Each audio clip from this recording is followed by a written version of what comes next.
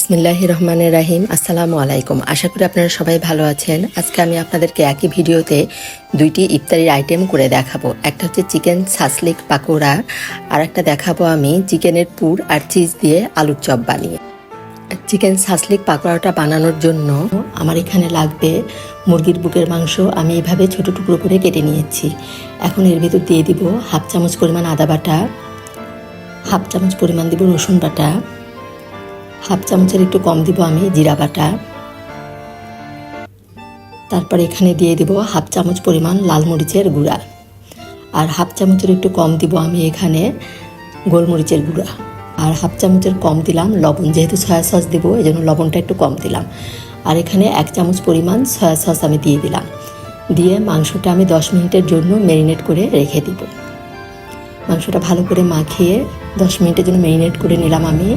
আর এখানে নিয়েছি আমি ফ্রোজেন করা ক্যাপসিকাম আর গাজর, আর এখানে পেঁয়াজ কিউব করে কেটে নিয়েছি। এখন ক্যাপসিকাম, গাজর, পেঁয়াজ সব একসাথে মাংসের সাথে মিশিয়ে নিব। মাংসের সাথে মিশিয়ে নিলে দেখা যাবে যে টেস্টটা বেশ ভালো আসবে। মশলার টেস্টটা তখন সবজির মধ্যেও পাওয়া যাবে, খেতে বেশ ভালো লাগবে।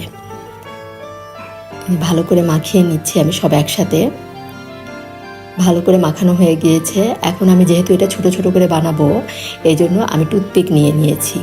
এই যে এখন টুথপিকের ভিতরে আমি প্রথমে ক্যাপসিকাম, তারপরে গাজর, তারপর একটা পেঁয়াজ কিউব, তারপর মাংস, মুরগির মাংস, এভাবে আপনারা ইচ্ছা মতো যেভাবে ইচ্ছা সেভাবে সব কিছু দিয়ে সাজিয়ে নেবেন। এভাবে আমি পরপর করে দিয়ে সাসলিকগুলো বানিয়ে নিব। আর এই সাসলিকগুলো বানিয়ে কিন্তু আপনারা ডিপ ফ্রিজে সংরক্ষণ করেও খেতে পারেন।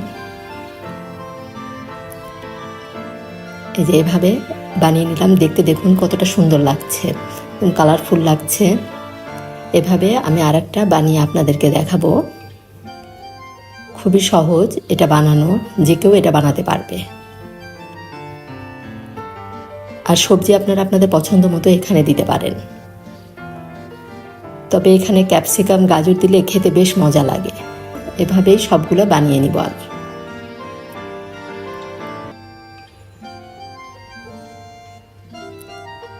এভাবে সবগুলো বানিয়ে নিলাম। এখন এটা আমি ডিপ ফ্রিজে রেখে দিব, ভাজার সময় বের করে নিব। আর এখানে মাংসের যে মশলাটা আছে এই মশলাটা আমি বেসনের ব্যাটারে ব্যবহার করব। এখানে নিয়েছি আমি হাফ কাপ পরিমাণ বেসন। আর বেসন কিন্তু আপনারা ব্যাটার বানানোর সময় অবশ্যই চেলে নেবেন। আমি বেসনগুলো আগেই চেলে রেখেছি, এই জন্য এটা আর দেখালাম না। আর এখানে 1 চামচ লাল মরিচের গুঁড়া, হাফ চামচ নিয়েছি ভাজা জিরার গুঁড়া, আর হাফ চামচ লবণ। যেহেতু এই মাংসের মশলার ভিতরে একটু লবণ আছে এই জন্য লবণটা সেভাবে বুঝে দিতে হবে। আর এখানে দিলাম 2 টেবিল চামচ পরিমাণ কর্নফ্লাওয়ার। দিয়ে সব শুকনো উপকরণগুলো আমি আগে হাত দিয়ে ভালো করে মিশিয়ে নিচ্ছি। মিশিয়ে এই যে মাংসের মশলাটা, যে বেঁচে যাওয়া মশলাটা দিয়ে দিলাম। এতে কিন্তু টেস্টটা বেশ ভালো হবে। এই জন্য অন্য কোনো মশলা আমি এখানে দেইনি। এখানে শুধু লাল মরিচের গুঁড়া আর ভাজা জিরার গুঁড়াটাই দিয়েছি। এখন অল্প অল্প করে পানি দিয়ে সুন্দর করে ব্যাটারটা করে নিতে হবে। এই ব্যাটারটা খুব বেশি ঘনও হবে না আর খুব বেশি পাতলা হবে না, এমনভাবে ব্যাটারটা করতে হবে। এই ব্যাটারটা করে আমি প্রায় আধা ঘন্টার জন্য রেখে দিয়েছিলাম। এখন আমি সাসলিকগুলো লাল লাল করে ভেজে নিই। আর এমনভাবে সাসলিকগুলো বানাতে হবে যাতে নিচে ধরা যায় এরকম একটু টুথপিকটা বাকি থাকে। দেখতেও সুন্দর লাগে, আবার খেতেও সুবিধা হয়। এটা খেতে কিন্তু খুবই মজা। এটা বাচ্চারা বড়রা সবাই কিন্তু খুবই পছন্দ করবে এটা বানালে। এই চিকেন সাসলিক পাকোড়া যদি আপনাদের ভালো লাগে অবশ্যই আপনারা একটা লাইক দিবেন। লাইকটা দিতে ভুলবেন না, আমার লাইকের পরিমাণ কিন্তু খুবই কম আসে। আর আপনাদের একটা লাইক কিন্তু আমার ভিডিওটা অনেকের কাছে পৌঁছে যাবে।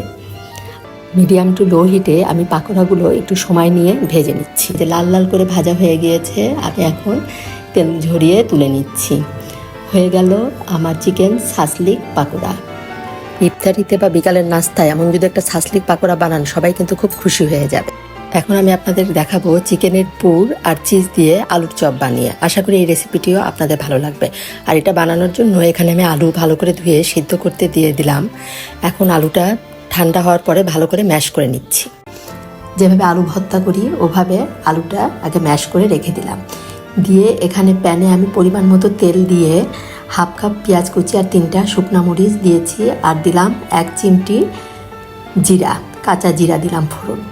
দিয়ে এখন এটা আমি ভালো করে ভেজে নিব, লাল লাল করে ভেজে নিব।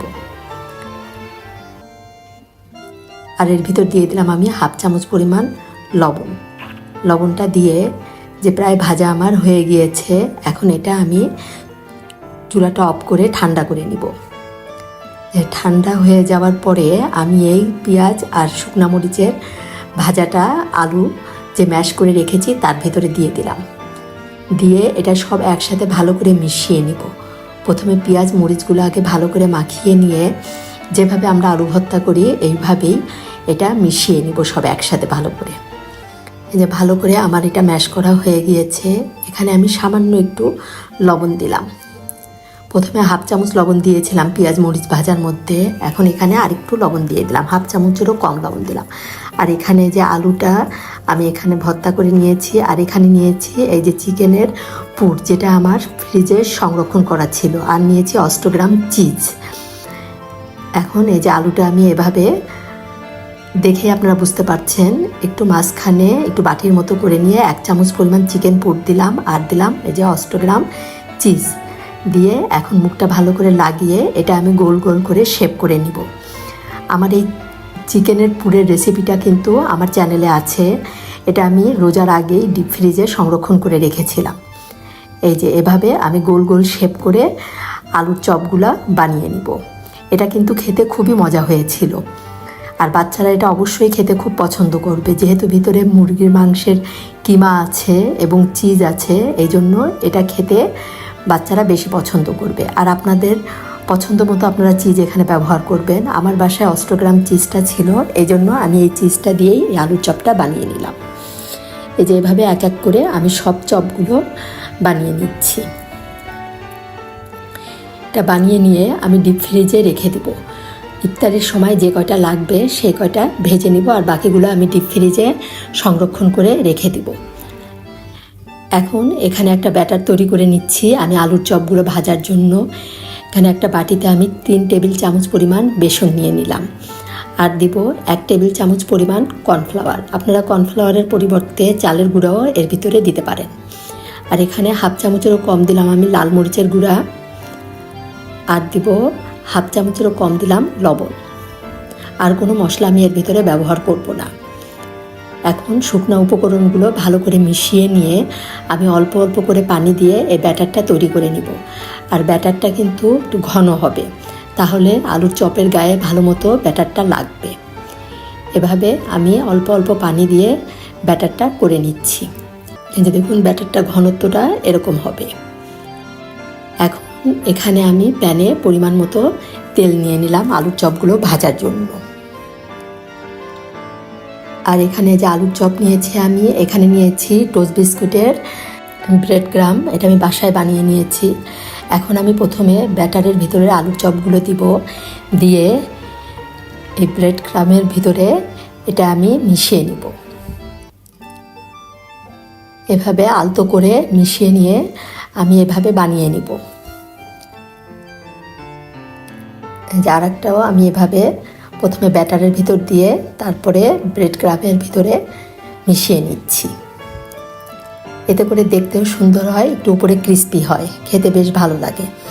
এখন আমি এই যে তেলের ভিতরে দিয়ে লো হিটে আস্তে আস্তে করে ভেজে নিব। আমার এই রেসিপি দুটি আপনাদের কাছে কেমন লাগলো অবশ্যই কমেন্ট করে জানাবেন। আর যদি আমার রান্না ভালো লাগে অবশ্যই আমার পাশে থেকে আমাকে এগিয়ে যেতে সহযোগিতা করবেন। এই যে লাল লাল করে ভাজা হয়ে গিয়েছে, আমি এখন তুলে নিব। হয়ে গেল আমার চিকেন চিজ দিয়ে আলুর চপ। এই যে আমি একটা কেটে দেখাচ্ছি আপনাদেরকে, ভিতরে এই যে চিকেন আর চিজটা কিন্তু দেখা যাচ্ছে। আশা করি এই রেসিপি দুটি আপনাদের ভালো লেগেছে। ধন্যবাদ সবাইকে, সবাই ভালো থাকবেন। আল্লাহ হাফেজ।